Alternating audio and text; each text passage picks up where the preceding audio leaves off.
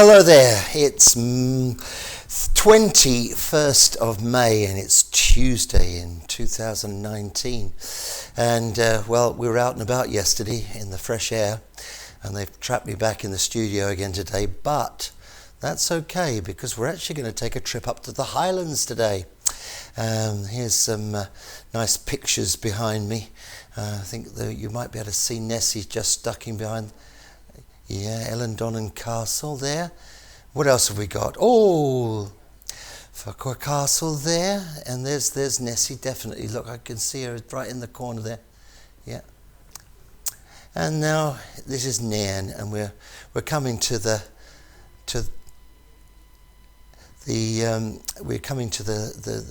part of my heart is in this picture. And if you drive along the lovely road there, all the way from Fraserburgh on the corner, eventually you'll come to Inverness, and that'll be in the distance on this picture. But before you get there, you get to Nairn. And in Nairn, I've got many happy memories of Nairn, but we won't go into those now. But there's a new happy memory tonight because we're going to be joined by Victoria Johnson. There she is. And Victoria is going to be, from now on, we hope forever, our correspondent in the Highlands. I don't know, maybe you'd like to tell us something about yourself, Victoria. Hi guys, so my full name is actually Victoria Yiannopoulou Johnson, and as from that you could probably gather I am Greek, but the accent is from America. I'm a mum of three. I graduated from the University of Glasgow with a degree in politics. I speak Spanish also, just randomly, and that's a wee bit about me. But what I would love to speak with you guys today is a bit about some of the interesting things that have happened in the Highlands and Islands for the past couple of days. So, first, this one's kind of funny, but really cool. It's the first time that a Scottish butcher has won the Golden Cleaver Trophy, and so that's A&I Quality Butcher won the prize for the best marinated steak at the Great British Butcher Awards. Ali Paul is the name of the man who runs the butcher shop, and the shop is based in Culloden. So that was kind of interesting. What else? We have John Swinney, the Deputy First Minister, opened Solasta House on Inverness campus. So this is a £4.5 million life sciences building, and it's supposed to really bring some fresh energy into the Highlands. It's developed by the Highlands and Islands Enterprise, and there's already 8 companies that are based there, and they're hoping to be at 75% capacity by the summer. So that is very exciting for this region. Moving on to Shetland, which I have a close personal connection to because that's where my husband is from. So Shetland has really exciting news. Lonely Planet has named Shetland in their top 10 places in the best of Europe. So that's something that folks such as myself who have been there can already, that it's a really special place to visit, but it's really fun to see like official bodies recognizing this. And then a funny tidbit happened. So on Friday night, Rory McCann, who plays Sandor the Hound in the Game of Thrones, he rocked up in his yacht in Larrick in Shetland and was seen at the Douglas Arms and took photos with fans and just in general delighted everyone. So that was a pretty amazing moment for the folk of Shetland. What else? Very important. This is the 37th annual Orkney Folk Festival this weekend. So anyone who is interested, there's going to be 36 gigs. And if you want to purchase tickets, they're selling out quickly, but there's a few still available. So you go to orkneyfolkfestival.com/tickets and you can purchase those. And that's on May 23rd to the 26th. And the last thing that's really quite important that we need to bring up is that the flights from all Highland airports will be disrupted on Thursday when air traffic controllers go on a 24-hour strike. So the strike is based around pay differentials between staff in Edinburgh, Glasgow, and London. So this has been going on for quite some time, and the union has gone on record and said this is they've tried. They genuinely feel like they've tried, but it's kind of inexcusable that this huge pay gap arises. And in general, that's an issue for people that are based in the Highlands and Islands. And something I hope that we'll cover further in this show is the kind of pay discrepancies that occur for the same work. So why don't we just hit off with that, because it's in people's minds, and if we take them somewhere else, they're going to have to think back to this moment. But what you've said is very fascinating. All the different stories you said, Victoria, absolutely interesting.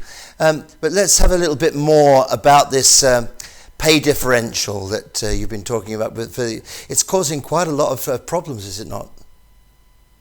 Yeah, I mean, they've tried to negotiate back and forth about it, but the disparity is still occurring. And the fact is, this is an incredibly stressful job. I mean, it's one of the most stressful jobs, is being in air traffic control. So it's kind of inexcusable that this gap is occurring. And also it makes it less competitive for the job if there's job vacancies up here. So this is an issue that we see arising again and again in the Highlands and Islands, is that how do we maintain our population levels and how do we stay competitive on the job market if the jobs that are being offered are of a lower wage, when really the cost of living is not significantly lower, not enough to the point that the disparity would make sense. Yes, you're right. It is an extraordinarily stressful job, isn't it? Because you've got such a responsibility for all these people who are not only in the air, but the people who are living underneath the aeroplane. I don't think that it's something that I would have the courage to do, really. Definitely not. And I hope that moving forward that they get the compensation that they deserve. But in the meantime, it is going to mean disruption to the people, because there's a lot of travel, actually, back and forth, and these are main hubs for people who come from extraordinarily large geographical distance to these main centers. Yeah. Well, of course, this is all integrated. I beg your pardon? Sorry, I was saying this is a huge part of the Highlands and Islands economy and community, is having access to this travel. It was interesting, on Saturday night, Broadcasting Scotland was at a hustings for the European elections, and the candidate for the new Change Party was there, Peter. I've lost his name, but Peter was his name. He's the champion of the Change group now, because one of their members went over to the Liberal Democrats. So if they get enough votes in the elections on Thursday, then he would be the person going to the European Union. But he, as part of his life, was one of the air traffic controllers, and he designed a lot of this infrastructure that covers the whole of Europe.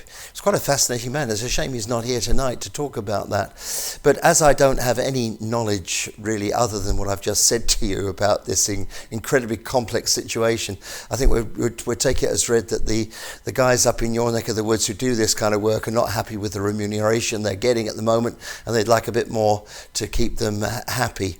And of course, so it does lead us into the European Union, because all of the air traffic controls and everything are integrated throughout Europe.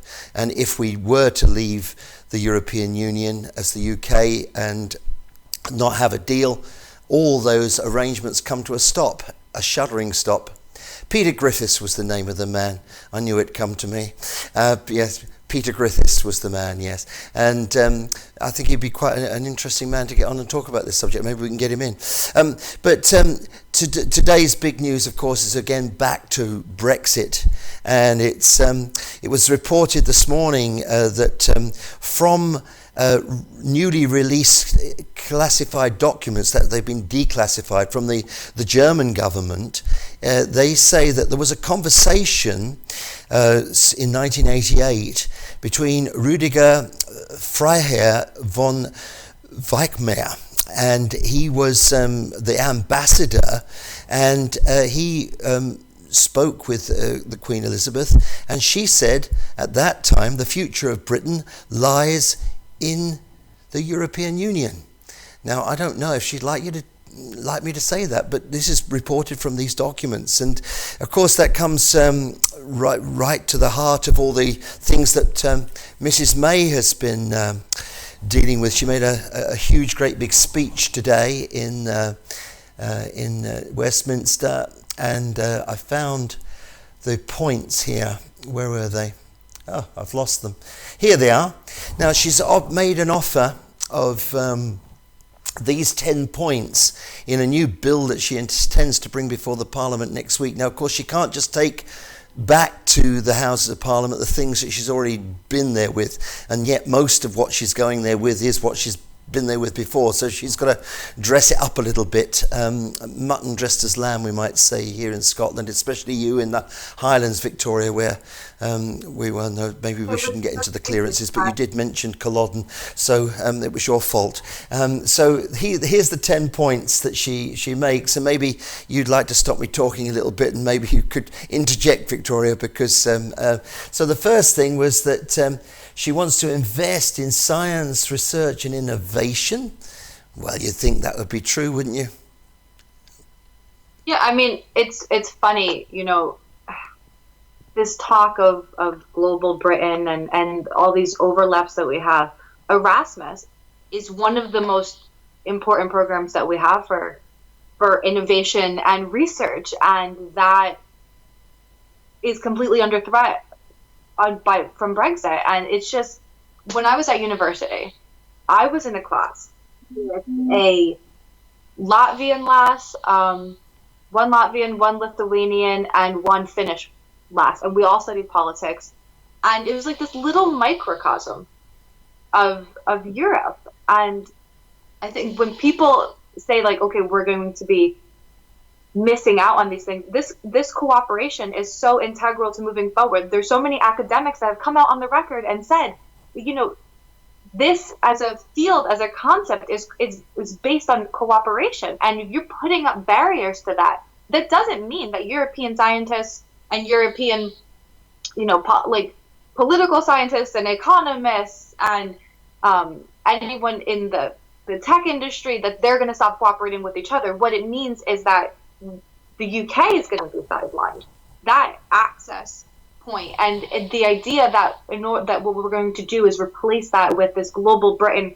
I mean, based off of the trade agreements that they've secured, Fiji being a notable one. Do you want to know those at the moment? I don't. Do you know what they are? Because I actually put that as a page on the computer, because I thought it might come up, because it's a thing that I've read out quite a number of times. Because Mr. Liam Fox has been out there, he's been doing his stuff. Oh my goodness, he's been doing his stuff, and he's actually managed to get another country involved. And this is just rolling over what we kind of have with the European Union now. But actually, when I say kind of, it means that Mr. Liam Fox hasn't actually got a full 100% of the deal out of any of these guys, I don't think. But they are Chile, that was back in January. Eastern and Southern Africa, that was in January. February came the Faroe Islands, which is nearer to you, and then Switzerland. But I heard on the grapevine, because I do know a lot about Switzerland, that the Swiss actually came to the British government and asked them that, shouldn't we do this? And Liam Fox said, well, I suppose we should, wouldn't he? But anyway, I don't know if that's 100% true, but that's what I was told. And then the Palestinian Authority. Now, I'm sure Palestinian people are lovely, but I've got no idea what we buy from them, or what do we sell to them. The next one was Israel, and that obviously causes some bothers too.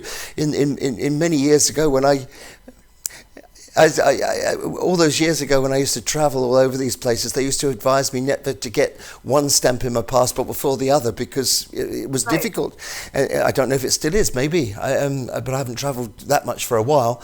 The Pacific Islands, that was March 14th. The Caribbean countries, I think we get berries and coconuts and stuff, which is jolly good for us. Norway and Iceland. And finally, the Ardennes countries, which was signed on the 15th of May. So out of all those trade deals that we have across the world, the 27 other countries of the European Union, the 40 countries Mr. Liam Fox said he would manage to just roll over with no difficulty whatsoever, he's only managed 10 in 3 years. What do you make of that? what can someone make of that? During the whole Brexit debate, I was living in Spain, near Barcelona. And so this was on the topic on everyone's lips. And the thing is, all the academics were saying, this is not a good idea. It's not as straightforward as people are selling you on. It's not as easy to create these new links as what we have is the best offer on the table. And you will hear that repeated by experts in the field over and over and over again. What we have is the best option that we can have. Anything else is we're trying to figure out second, third, fourth option. And we actually heard, I can't remember who's her name, but a prominent female Brexit Party candidate saying, well, actually, it would probably be about 30 years before we started seeing. Yes, I saw that article too. Mm. Yeah, we started. You see, we were broadcasting Scotland. I do wish more people would watch us because we do some fantastic stuff on Broadcasting Scotland. Really, it is fantastic. The places that we get to go are very fascinating. And we went to a meeting and broadcast from there the other night. It was folks from Germany who do a lot of different things with Scottish people, and it's been a well-established thing. And all the different things they came up with. There was a fellow from the Aberdeen University who said, well, as soon as you come out of the European Union, a lot of the constitutional things that we deal with fall away because they're actually all the holes in constitutional legislation within the United Kingdom are filled in by what we receive from the European Union. And this is, that in itself is a huge, huge, huge thing. Yeah, it was the Scottish Centre for European Research, and it was a fascinating. You can find it if you're watching at home and you want to look it up. And it was Professor Martin Keatings who spoke. Scottish Centre for European Research organised it. If you look back on our website, that's broadcastingscotland.scot, you will find the programme. Just look through it. Don't worry about finding that one. Look at all the other programmes because there's some really very interesting stuff there. Let's move down this list a little bit because I don't know.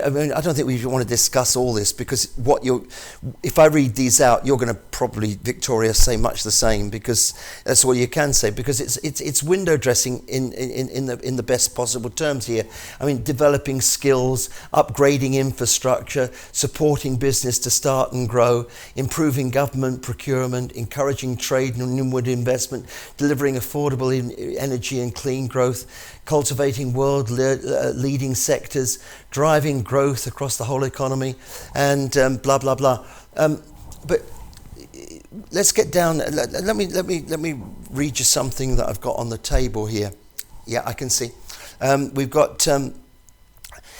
Pro-EU campaigners have urged Scots to vote for the SNP as the strongest anti-Brexit voice in Scotland to stop Brexit and remain in the EU. Latest YouGov polling has found that the momentum sits firmly with the SNP ahead of Thursday's European election, with campaigners calling on Scots voters to back the SNP and help stop Brexit. New analysis revealed that now you have to listen carefully, if just half the voters now planning to support the weakest pro-EU party in each region, and by that I think, as I saw, I think that when they say region, I think that they've decided that Scotland's a region. Because I saw it printed on the Tory party blurb for their, and I'm sure that Wales is now a region and Northern Ireland's probably a region. I think that's what they mean by that. So it's to support pro-EU party in each region were instead to support the Remain party that is locally the strongest. So that would be in England the Liberal Democrats, I suppose Plaid Cymru in Wales, and Sinn Féin in Northern Ireland. I'm questioning. I wasn't quite sure if that would be, but it certainly wouldn't be the DUP, would it? And then, of course, here in Scotland, the SNP. And that would provide a majority of pro-Remain UK MEPs, which would send a huge message, wouldn't it? Yeah, I mean, yes, it would send a huge message, but I think some people, such as myself, are getting kind of exhausted with sending a message. I mean, it would send a huge message, and it would definitely send a message to the Brexit Party and the supporters and people like Nigel Farage who say, you know, we're going to upturn the current status quo, and there's going, what does he keep saying? It's going to be a seismic event. It's going to be a seismic event. So that would definitely take a little wind out of his sails, which would be amazing. Please don't get me wrong. But at the same time, I think it's a bit of an oversimplification. People seem to think that, especially here in Scotland, some of the commentary is, we'll vote SNP and then sorted. But I mean, there's a lot of work ahead too. So I don't want people to get complacent. Please come out. Please vote. Please vote. However, you feel, whatever best aligns with your point of view. Like you've rightly pointed out, SNP in Scotland is the strongest party in contention right now for Remain. But at the same time, do not be complacent and think that once that's done, that this quagmire has been solved. Yeah, I mean, certainly we've had conversations with the Green Party here, and of course they're very much pro-EU. Of course, the Liberal Democrats are very pro-EU, the Conservatives not so, and the Brexit Party. Also, the Change Party, they are pro-EU, they're not pro-independence of Scotland, and the Liberal Democrats, of course, are not pro-independence of Scotland either. And then, of course, you've got the UKIP man I saw on television last night, but I don't think he has much of a following here in Scotland. There will be people who like him, but it's not a thing. So then let me move on from this one here. I was just checking through here. There wasn't anything I wanted to say to you. Okay, I met a man, one of the All Under One Banner rally when we were making a program there, and he said, "Oh yes, you're the guy who sits shuffling the papers," and this is what I'm doing a little bit tonight because we just simply don't have the time to do all the things that other television stations do. But more supporters, more people who sponsor us would maybe bring it so that we could have full-time people here to do all of that. So if you want to sponsor us, please do a little bit of advertising for Broadcasting Scotland. Why not? Okay, there's a report here from the SNP. Scotland's First Minister, the SNP leader Nicola Sturgeon, said the Prime Minister is asking MPs to vote for a bill that takes us out of the EU, in Scotland's case against our will, out of the single market, and possibly out of the customs union. Now this is what she repeats every time, of course, because like any other advertising, you have to keep repeating yourself to get it through. But at the same time, she's completely failed to commit to putting the deal back to the people in a second referendum. And the SNP will not support that. But that's not... It is true, because she hasn't directly said that we're going to have a second referendum. But in her statements today, Theresa May did say that she was going to put it in this new bill that MPs could vote. Actually, apparently Nicola Sturgeon said that earlier this morning, so before she's heard this. But even so, it doesn't change the point. Theresa May has put in this new bill the opportunity for MPs at Westminster to vote whether or not we should have another vote upon this issue of EU membership. What do you think on that?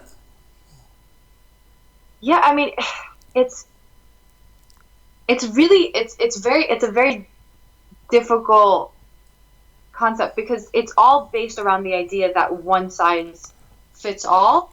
And I think we have to really take a nuanced approach and understand that the views that are espoused in England and the problems that England is facing, some of which come from a genuine place of wanting to address inequalities and systemic issues. I think that those nuances get lost in this. Do we have another referendum or not? Scotland and England have very different needs, specifically when it comes to immigration. So I'm a bit conflicted, to be honest with you, about the idea of another vote, because I feel like we have much more information now, and there is a strong history, for example, in Switzerland of rerunning referendums when people haven't had the right information. So, absolutely, I understand that. But my sincerest worry is we will have another one. It will go the same way because the people who felt that they were pro-Brexit some of them have changed their mind, but a lot of them, the commentary that I'm reading on social media, a lot of them are even further entrenched. I mean, this whole thing with Nigel Farage and the milkshake, I thought that was like objectively something that people would be like, okay, that happened. But I mean, there was a woman, I read her comment, and she said, I'm in tears over this assault on our democracy. All he wants is this vote that we had upheld. And I think it's really easy to get stuck into this trap that Leavers are the good guys.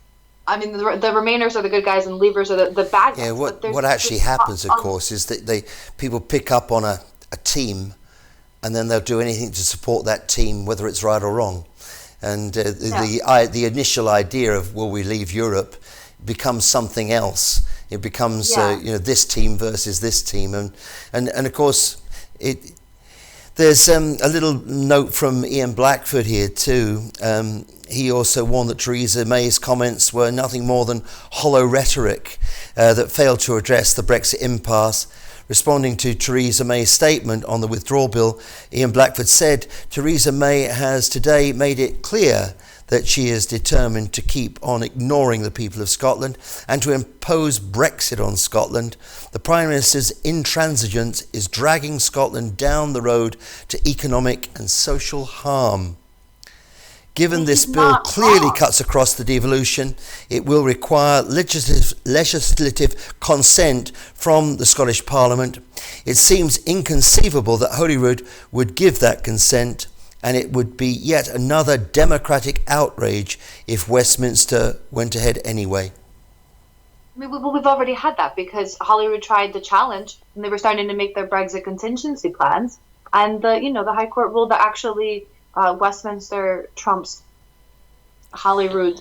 Wasn't quite that, Victoria. I think it was that at the time that they made the legislation in Holyrood, the Holyrood Parliament had competence. But the changes that the Westminster Parliament made it that they didn't have then competence at the later date. I know that because Michael Russell said personally to me when I asked him about that question. And so that's from the Brexit Secretary for Scotland, Michael Russell. And so it's one of those nuances, isn't it? That so at the time it was okay, but it's moved on. But carry on with your other point, please. No, I mean, he's not wrong, and we have there's a standoff is coming between the sovereignty of Scotland and Holyrood in direct opposition to measures that are trying to be enacted in Westminster. And going back to the second referendum conversation, my biggest worry is no one's addressed it. I haven't heard anyone say, okay, we're going to have another referendum, but these are the caveats for Scotland and Wales and Northern Ireland. Some people have kind of mentioned, there should be some kind of a contingency plan if Scotland votes no again, but there's no any concrete solutions. They're so stuck in Westminster on should we, shouldn't we. No one's dealt with the actual nitty gritty of what that would look like. They've had a couple of conversations about which questions might be on there. We can remain, if it goes through, we can remain is going to be on there. They're also talking about putting no deal on there. And then again, I mean, realistically, moving forward, what's becoming a chasm between the direction that Holyrood wants to go in and Westminster wants to go in, I don't see how it's going to be bridged. I don't. Did you see barring independence? Today, Victoria, I saw two things. I think I heard one in the car and on the radio, and that was folk from Yorkshire wanting to be independent. And then I saw that the Yes movement are moving out of Scotland, and they're travelling around. I think the All Under One Banner guys had a rally in Cardiff a few a week or so ago, and then Cornwall now are clamouring. Yeah. It's interesting how these things spread, isn't it, and how that would all work. But let's move on to, because I've kept you a long time already. I hope you don't mind. But there's another part of this Brexit thing. I mean, we've sat here for 3 hours some nights watching the Parliament down in Westminster doing shows about this Brexit thing, and it won't stay. And it looks like we're going to be here again all night on Sunday. Are you joining us? I hope so. I will not be joining you per se. That was just a personal question. I think we should put it over the line here. I'm going to be corresponding live from Dingwall, the official counting centre up here in the Highlands. I can't wait for that. I'm glad you said it. So yeah, I did actually know it. I was just trying to bring it in, in a way that was funny. So I'm an entertainer at heart, really. All this news stuff is quite hard for my little head. So the British Steel, another big problem. Brexit causing the collapse. I don't know if anybody has heard if it's actually collapsed. It was meant to, the end of business today was the actual cut-off period, was whether the British government would give £30 million in an emergency loan. They've already put in a whole heap of money for the carbon money that they had to pay to offset their carbon footprints and everything. But now thousands of jobs are at jeopardy from British Steel as it faced the prospect of calling in the administrators today. What do you think of all that stuff? 5,000 people supporting another 20,000 jobs, and all to do with Brexit. I mean, well, it depends who you ask, right? Because what we're going to hear from the Tories is like, nothing to see here. This isn't really, like we did with all the car manufacturers. There's nothing to see here. This doesn't have anything to do with Brexit. But obviously, of course, it does. And as far as, I think we're coming to a turning point in our history where we do have to start reinvesting in green jobs, and we have to start creating momentum in that kind of industry. And the Greens, to their credit, have a very credible multi-point plan to this end. So it's heartbreaking that people's jobs and livelihoods are on the line, especially when it didn't have to come to this point quite so quickly. I think Brexit has pushed a lot of the timeline for a lot of these things forward, and unfortunately there isn't that safety net yet in place. There isn't, and with our government is completely handicapped at this moment by their own making of being stuck in the quagmire that is Brexit, that no one is looking after the things and the people that they should be. There's no grown-ups in the room that are dealing with this. In another government, in another part of the world, they might have said, well, we've seen the writing on the wall that this was coming. This is our contingency plan. This is how we're going to do it. We're going to sponsor X amount of money towards retraining. We're going to put money into this infrastructure. We're not hearing that. All we're hearing is Brexit, except for when something bad happens, then it's not related to Brexit. But there's no credible solution offered either. So I think that's what there's nothing else to say really, is there? What you've said is that sews that up really. Although we could go on talking about that for all night as well. Look, there's one last little thing to go here. I mean, we could pick out a whole heap more, of course. It's always a bit like having one of those things that they used to have when I was a child. You used to be able to go into a sweetie shop and there'd be a bucket of sawdust there, and you could put your hand in and pull out a jamboree prize or whatever it was, and you saw what you got. But this is what we got from the next jamboree bag. This is a little funny story. Now, I'm going to preface this because it is a little bit unfair, this story, because there have always, throughout the history of motor cars, well, at least until they got into a vintage stage, that vintage motor cars are always treated in a different light to modern motor cars. And obviously people own vintage motor cars. They take great care of them, and they put them up on blocks and everything in their garages, and give them central heating and dress them up on a Sunday. And it's not only that happens here in this country, but it happens in other countries too. But Murdo Fraser, the MSP, Tory MSP, somewhat top of the Tory party Scotland, when he comes up with something like this, of course, raised eyebrows are on every street corner and every angle that you can look at in Holyrood, because it says here, motoring enthusiast. There's probably a tip there, never tell anybody what your hobbies are. Motoring enthusiast Tory MSP Murdo Fraser has lodged an amendment to the transport bill which would exclude his own classic car from the low emissions zone legislation. Mr. Fraser's amendment would provide an exemption for cars constructed over 30 years ago, despite their far greater emissions from older vehicles. I mean, it's a big thing, isn't it, all this climate change now? We've done quite a lot of it on these programs. Yeah, I mean, it's a climate crisis. It's been declared as such, and here in Scotland, and I feel like what I'm seeing from the Tory party is this. They're importing some of the negative aspects of the government in America. So this conflict of interest is something very common to American news viewers. So you'll see that this politician retired, and then now they are lobbying for X, industry instead, and then trying to make laws and that use their connections and stuff. So this kind of has that same smell to me, that whiff of corruption a little bit. Well, I just probably you shouldn't say, you probably shouldn't say corruption. Okay. Take it back. No, but there is something else in this, because I've just heard it in my ear, that there's some sort of charge to be made for low emission zones, and maybe you get it. If you can afford a classic car, or maybe you can afford the emission charge. I don't know. I mean, I do feel when I bought a car. I mean, I can't afford to buy another one.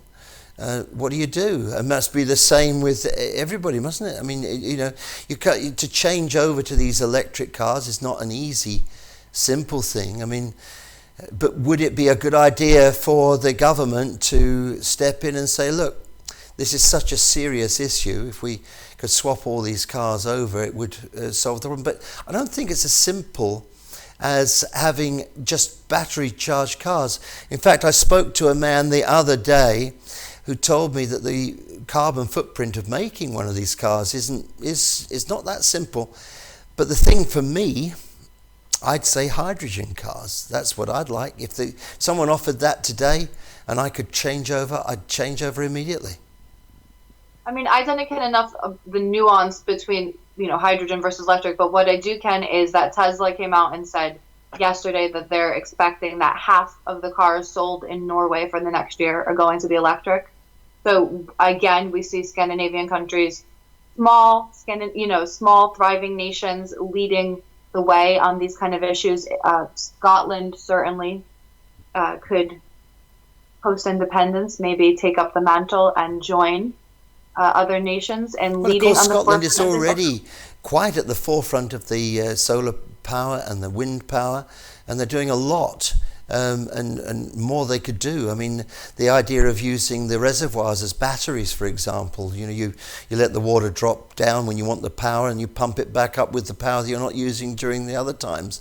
And we've got batteries all over the place, and anyway, so it would be simple just to say hydrogen cars after 2030, I suppose, but of course they've got to put all the infrastructure in place, and it's only just been, and I've said this 3 or 4 times on Broadcasting Scotland, but they have got a method of transporting the hydrogen now. They can use ammonia to do that. In fact, you might have caught that in the Orkney news the other day. It was on the front page of their newspaper. Seeing as you're our Highlands correspondent from now on, I suppose you'll have to check up on that. When you go up to the folk festival in Orkney the weekend, if you're going, then maybe you could pick up a back copy and have a look at it. Victoria, I think it's wonderful that you've joined us, and I do hope that I haven't put you off. and I hope that you'll be with us as soon as possible, Sunday if not before, and but we'll certainly look forward for your broadcast from Dingwall on Sunday evening, and make sure you bring a flask of coffee and a warm jumper, because even in Dingwall in the summertime it can be a bit chilly coming to sundown. But thanks very much for being with us. I think we're going to kind of wind the program up now, and so I'll say goodbye to our lovely listeners.